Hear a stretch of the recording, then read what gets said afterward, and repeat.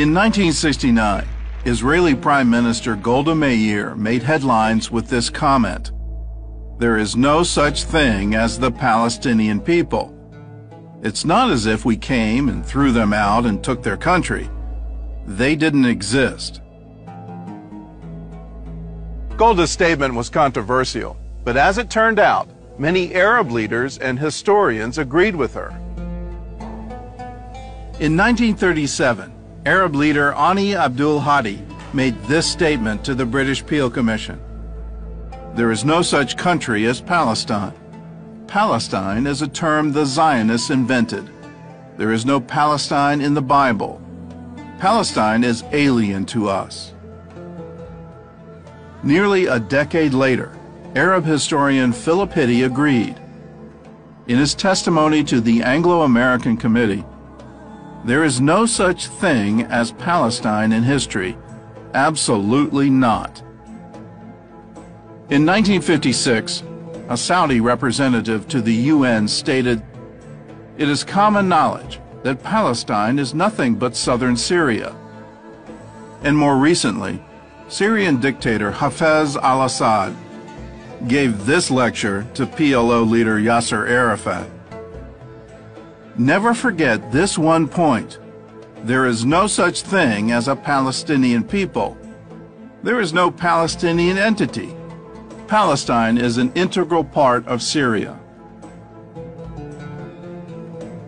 With the Peel Commission of 1936, the British government offered for the first time the partition of the land, the partition of Palestine into a Jewish Palestine and into an Arab Palestine.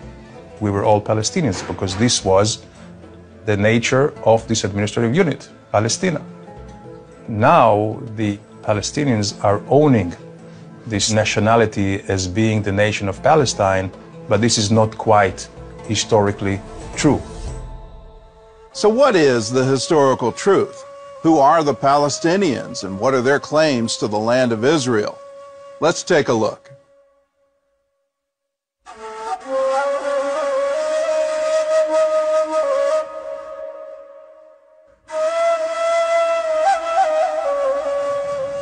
Many Palestinian Arabs, including Arafat, have claimed to be descendants of the ancient Canaanites. A convenient argument, since the Canaanites were the first known inhabitants of the land of Israel. Even as recently as May of 2014, a PA spokesman stated that the Palestinians have been in the land for 5,000 years.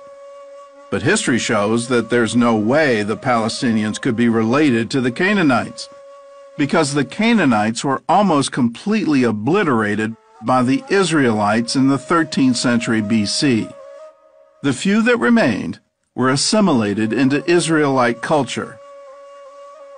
Palestinians also claim that the ancient Philistines are their ancestors, and it's true that they take their name from the tribe of Goliath. But do they actually share DNA?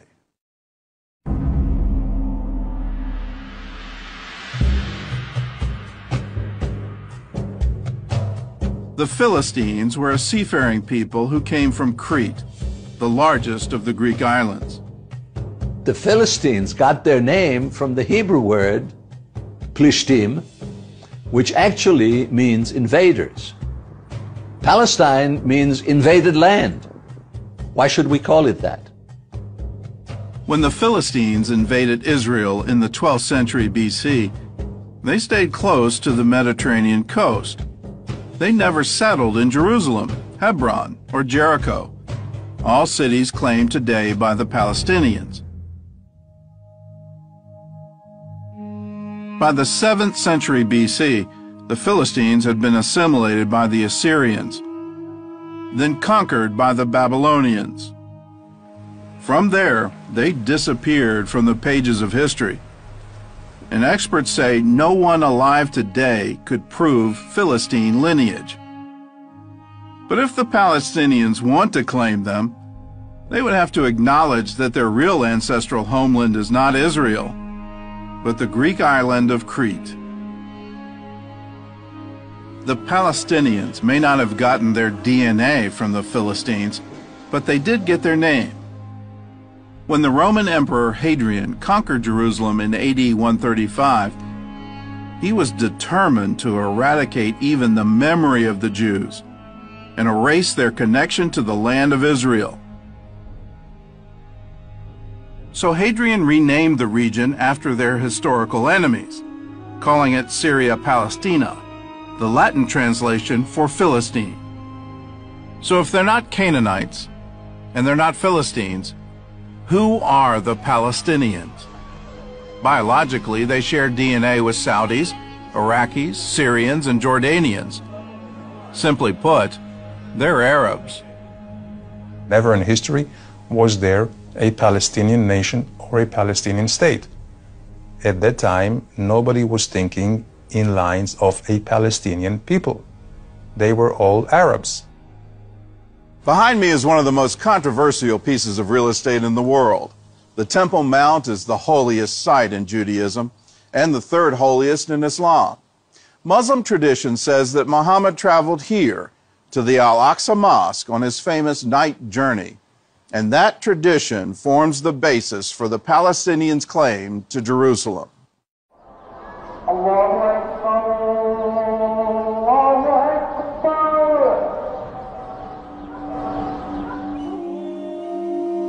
Arabs claim Jerusalem as the Islamic city of Al-Quds. But there's no record that the Prophet Muhammad had ever been there, and even his armies didn't arrive there until 5 years after his death. The city of Jerusalem isn't mentioned even once in the Quran, while the Hebrew Bible mentions it more than 600 times. In Muhammad's lifetime, it was a fairly unimportant city in the Byzantine Empire. It was a Christian city without a single mosque.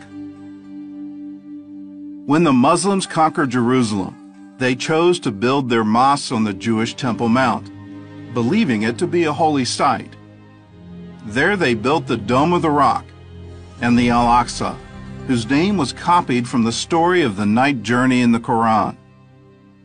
Several Muslim scholars place the construction of the mosque around 690, while Muhammad died in 632. So how could Muhammad's famous night journey have taken him to a mosque in Jerusalem that wouldn't be built until after his death?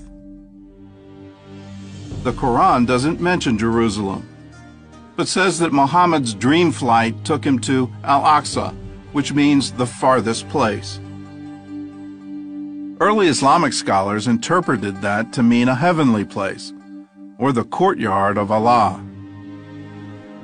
That all changed as Islam evolved into a political force.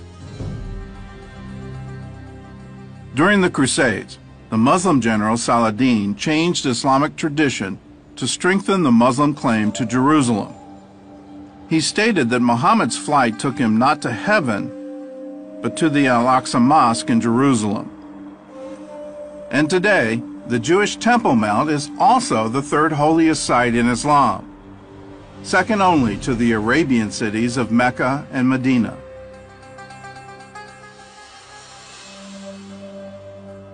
Muslims believe that once they claim a piece of land, it belongs to Islam forever. Still, at the beginning of the 20th century, Islamic leaders acknowledged the Temple Mount's Jewish history. In 1924, Jerusalem's Supreme Islamic Council published this tourist pamphlet on the Temple Mount.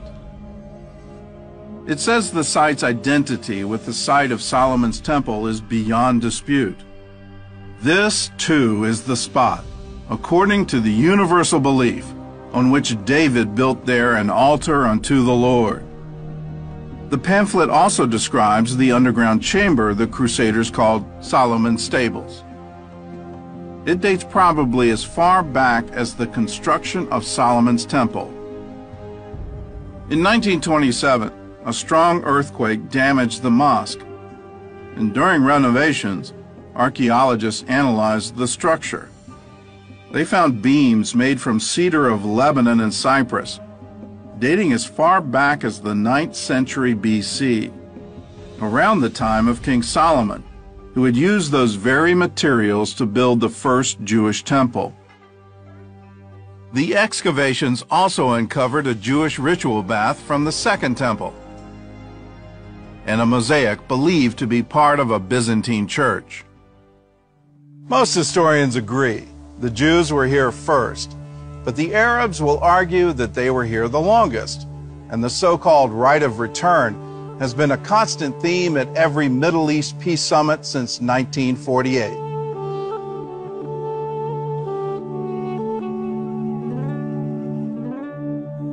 From the Crusades until the 19th century, the Arab population had only grown from around 200,000 to 300,000. Arab growth was stagnant, and population experts say it would have stayed that way, except for one thing: the arrival of the Jews. With the waves of Jewish immigration starting in 1882, Arabs started flooding into Palestine from neighboring countries. And they came for two reasons. One, to enjoy a higher standard of living in Palestine, and two, to fight the immigration of the Jews who made that standard of living possible. By 1948, the Arab population of Palestine was 1.3 million. The British governor of the Sinai once remarked, "It is very difficult to make a case for the misery of the Arabs if at the same time their compatriots from adjoining states could not be kept from going in to share that misery." Some experts say, if the Palestinian Arabs want a legal return to their countries of origin, they would have to return to places like Egypt, Iraq, Morocco, and Syria, but not to Israel.